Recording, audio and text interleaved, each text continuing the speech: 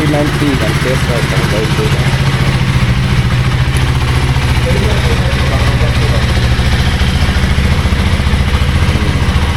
Đến cái kia mà mình lên á thì cái cảnh này nó khóc mãi cái 390 nữa Adventure 390 ini 250 nữa.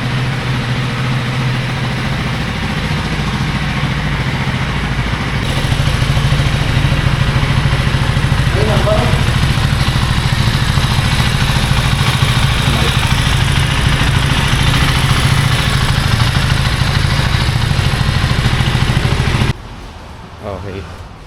vítไปเล่นป้อนไหนนี่ให้ไปหนักในradiator carให้วิดไปเล่น250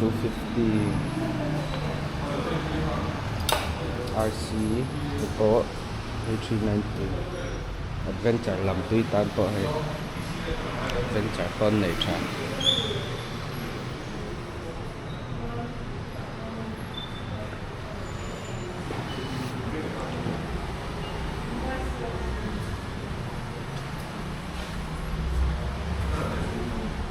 ไอ้ฮีดิว200 Swifter DFD คันเนี่ยมันต่อสินะ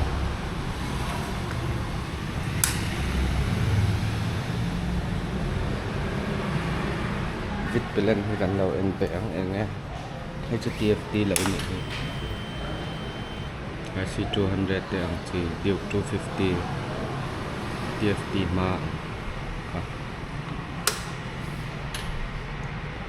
อันนั้นครบไหมจน price list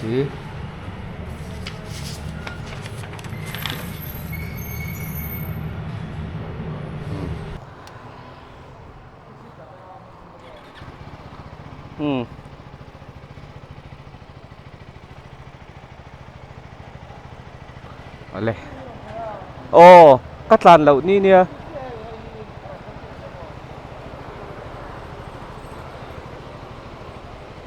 ดิว390 test ride กันเนี่ยยัง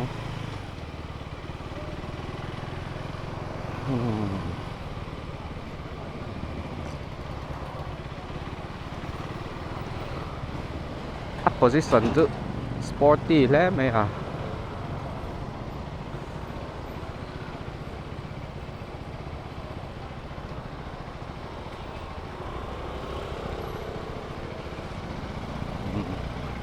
tối té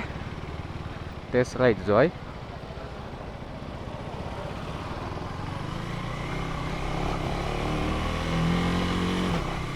đấy quick shifter plus anh nhớ up shift lại down shift chặt lên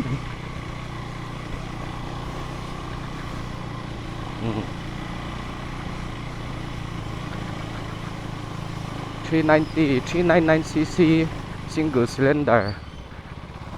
DOHC niya power hi 46 PS PA 39 Nm torque aspect technical deuh ha chu kan hre lutuk lawa khala nuam em kan enang toite hei hi KTM aizola ta test ride du chuan driving license net test ride thei vek du chuan finance pon EMI pon alak theya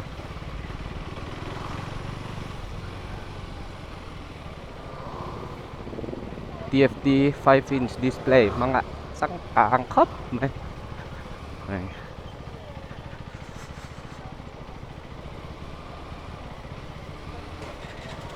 tối té kita chân lang cồn vel khen hoàn toàn mấy miệng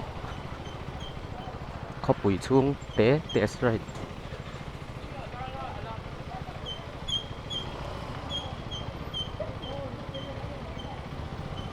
naked bike khalakhat boka khala nuam le mai asi thai thi 800mm chian ya palian vak lo cái mà niang ta to tok view ni hay an demo bike kan ya ดูจวนให้มีหินขัดเวทให้ driving license เนี่ยขัดเวทชินอุละอนมเสียใช่ไหมยังขัด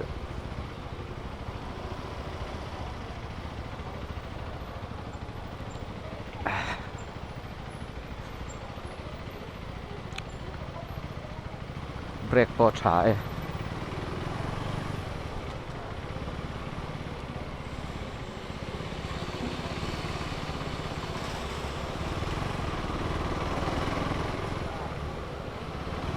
ร้านดูครบไหมอ่ะปั๊มเล็กจนไรด์ไบเวลแค่กันเนี้ยแกบุลมังเหรอวะให้บิดทรัตเลย responsive ครบไหม quick shifter ให้ speed สร้างอ่ะแล้วจนมันถี่แล้วอะเอ้าร้านดูแวทัดเยียดอ่ะเพราะอันดอกซอกไม่หรอก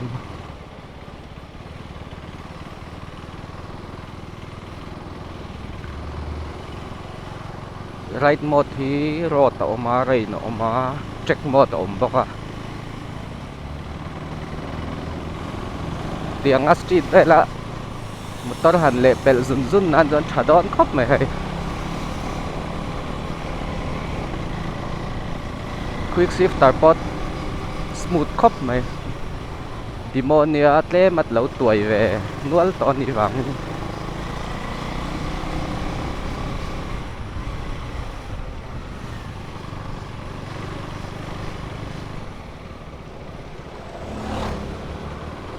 tu na bike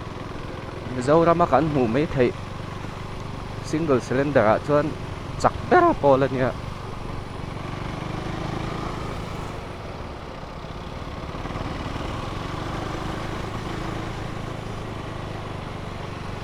tiangak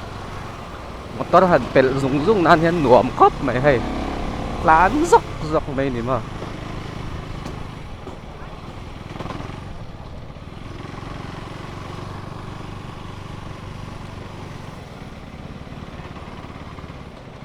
diu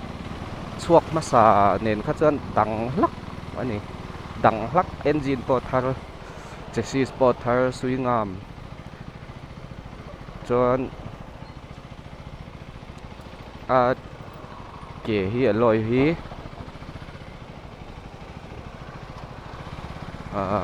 RC200 tami ang khan mga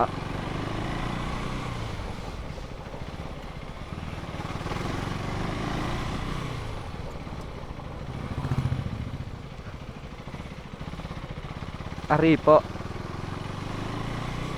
anal riau mai stoka chuan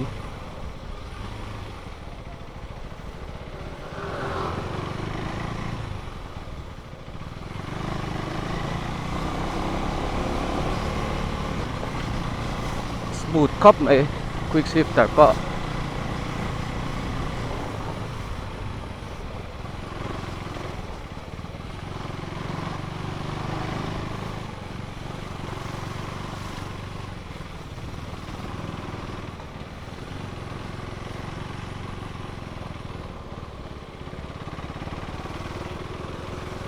lai chuk dewa hang kan tlat thachino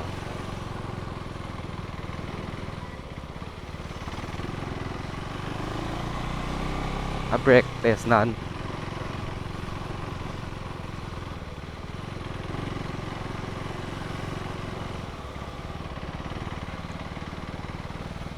a foot pack here claim chon naked street fighter ni na ke chu kan khep ve deuh hlek a asit niam ti tan pon KTM a asit san na 820mm thleng sang theya kami accessories kha seat kha a lei theya ama hi ma compact sia nal a pian hi thiam KTM bike KTM design re là hi chu pian hin thiam thei khop mai vào motor chu po ma 320mm ania nung 240 hubless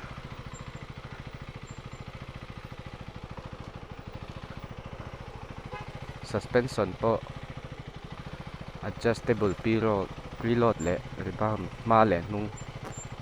chakap mai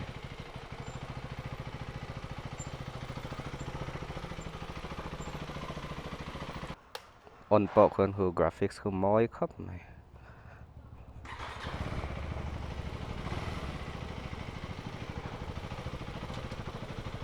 sleeper ne season ya clutch po me nuam anem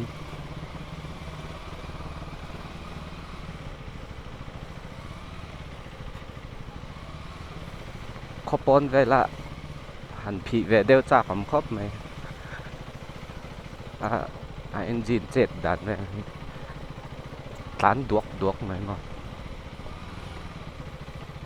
R15 tên này giờ này thảo khóc mấy power chứ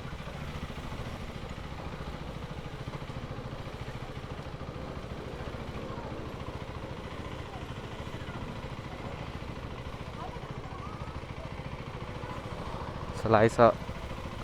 ấy giờ là con chụp băng po lên nè brake test nan ăn lẩu măng ngọng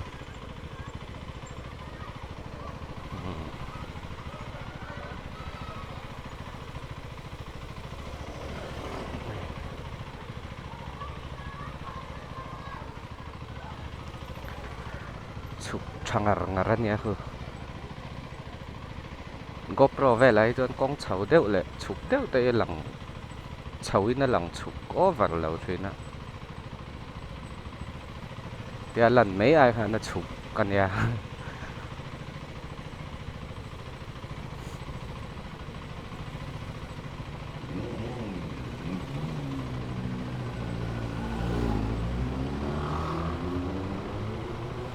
Black Porsche bike chặt tắc cả 390 hi chu petrol chu he deu reka 250 ha ka bike o ber pol ani tu na ri chon no 250 gen 3 ha hay nội thum lệ yang za ven he ho chiang lawa kina man ka ron ti lang anga lo en ula man hay có chung rồi ngót traffic giá mà dân hầu power chặt xe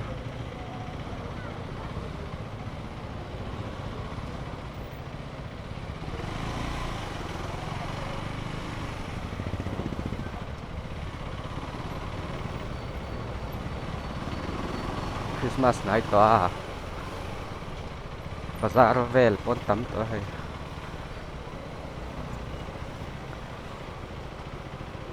traffic po giảm na sa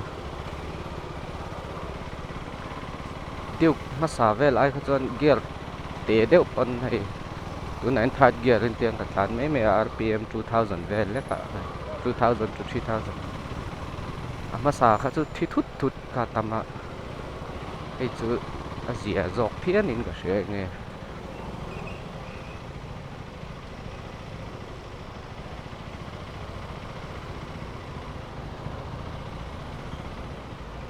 เปลี่ยนให้เถียมันนี่ดิวขึ้นมาเจนทรีพอขันนัลตักนี่ส่วนละนัลเล่ส่วนอาชีพไทยที่800ตันเนี้ยแต่นุ่งสกคือ side mounted ตันเนี้ยอาคารairbox ติอเลนผ่าเทียส่วนอาชีพติเหี่ยมบอกว่า ground clearance ติเหี่ยมผ่าช่วงเลยthakap mai lau dor ve vek ro hai khal chin du pon khal chin thei